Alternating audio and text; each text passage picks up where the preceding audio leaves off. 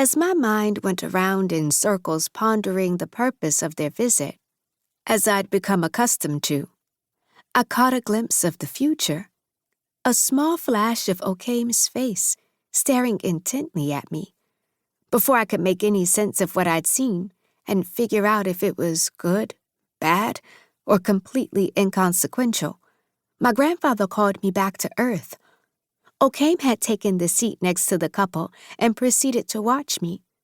I followed his gaze and noticed he'd been admiring the sparkly red shoes my grandfather got me the last time he visited London.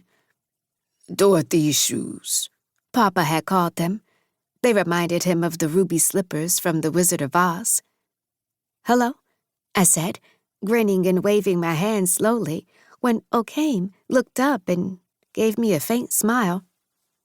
"Hi," he responded, leaning uncomfortably into his seat and locking his ankles. One look at his clothes told me he was of a lower status. His intonation didn't help matters. Before I got the chance to complete my assessment, my grandfather announced, "It's concluded. Okame will stay with us. We'll take care of him like our own. There's no need to worry. He'll go to school with all the other kids in the town, and in the future, he may even become a doctor and make you proud." Hearing my grandfather tell total strangers that their son would come to our house and distort the dynamics I'd only just become accustomed to created the tightest feeling in the pit of my stomach. I remember wondering why my grandfather had not forewarned me. Right then, I heard my grandmother calling, "Ona! Ona!" I excused myself and left the room. After a few steps, the image I'd seen earlier came back to me. "Grandma," I called, taking a second to stare at her delicately aging face. I admired the way the wrinkles formed a crescent around her mouth. "Yes?" she answered, raising her brows. "Do you approve of that little boy coming to live with us?" "Of course I do," she responded with a slight chuckle. "Your grandfather and I discussed this some days ago. I didn't think you'd mind. We thought you'd be happy to have someone to play with after school.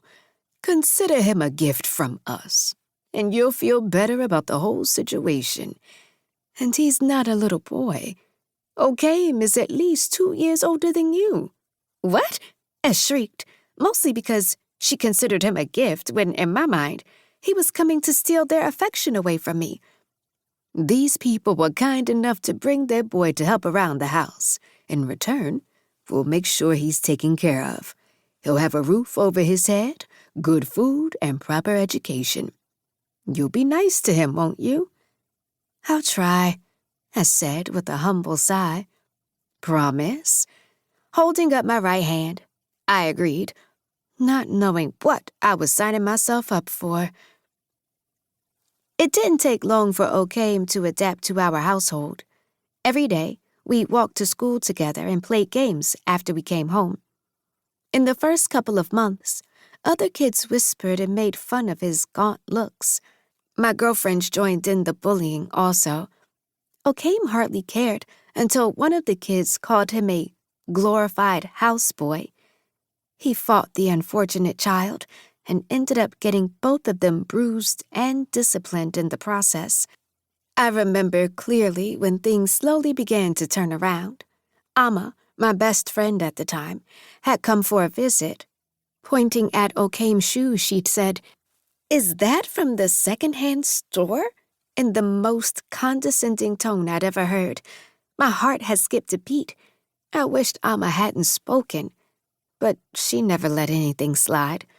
Before I could ask Okame to ignore her comment and focus on the dark clouds building up on the horizon, threatening heavy rain, he turned to Amma and responded calmly, "Were you speaking to me?"